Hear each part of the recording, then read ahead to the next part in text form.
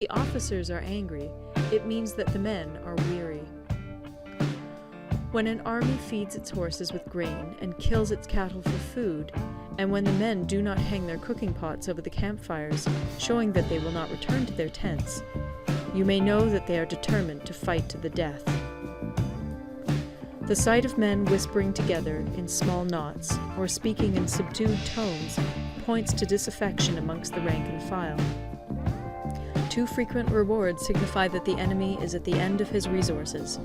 Too many punishments betray a condition of dire distress. To begin by bluster, but afterwards to take fright at the enemy's numbers, shows a supreme lack of intelligence. When envoys are sent with compliments in their mouths, it is a sign that the enemy wishes for a truce. If the enemy's troops march up angrily and remain facing ours for a long time without either joining battle or taking themselves off again, the situation is one that demands great vigilance and circumspection. If our troops are no more in number than the enemy, that is amply sufficient. It only means that no direct attack can be made. What we can do is simply to concentrate all our available strength, keep a close watch on the enemy, and obtain reinforcements.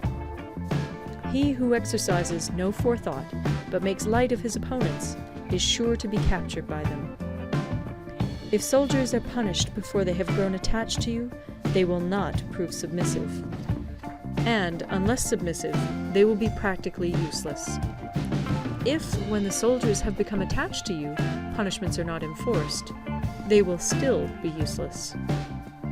Therefore, soldiers must be treated in the first instance with humanity, but kept under control by means of iron discipline. This is a certain road to victory. If in training soldiers commands are habitually enforced, the army will be well disciplined. If not, its discipline will be bad. If a general shows confidence in his men, but always insists on his orders being obeyed, the gain will be mutual. End of Part 9. Part 10. Terrain. Sun Tzu said, "We may distinguish 6 kinds of terrain, to wit, 1. Accessible ground, 2. Entangling ground, 3. Temporizing ground, 4. Narrow passes, 5. Precipitous heights, 6. Positions at a great distance from the enemy." Ground which can be freely traversed by both sides is called accessible. With regard to ground of this nature, be before the enemy in occupying the raised and sunny spots, and carefully guard your line of supplies. Then you will be able to fight with advantage. Ground which can be abandoned but is hard to reoccupy is called entangling. From a position of this sort, if the enemy is unprepared, you may sally forth and defeat him. But if the enemy is prepared for your coming, and you fail to defeat him, then, return being impossible, disaster will ensue. When the position is such that neither side will gain by making the first move, it is called temporizing ground. In a position of this sort, even though the enemy should offer us an attractive bait, it will be advisable not to stir forth, but rather to retreat, thus enticing the enemy in his turn.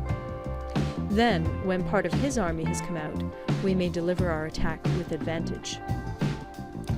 With regard to narrow passes, if you can occupy them first, let them be strongly garrisoned and await the advent of the enemy. Should the army forestall you in occupying a pass, do not go after him if the pass is fully garrisoned, but only if it is weakly garrisoned. With regard to precipitous heights, if you are beforehand with your adversary, you should occupy the raised and sunny spots, and there wait for him to come up.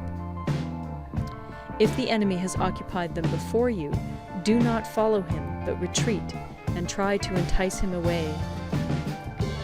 If you are situated at a great distance from the enemy, and the strength of the 2 armies is equal, it is not easy to provoke a battle, and fighting will be to your disadvantage.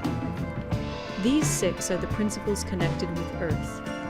The general who's attained a responsible post must be careful to study them.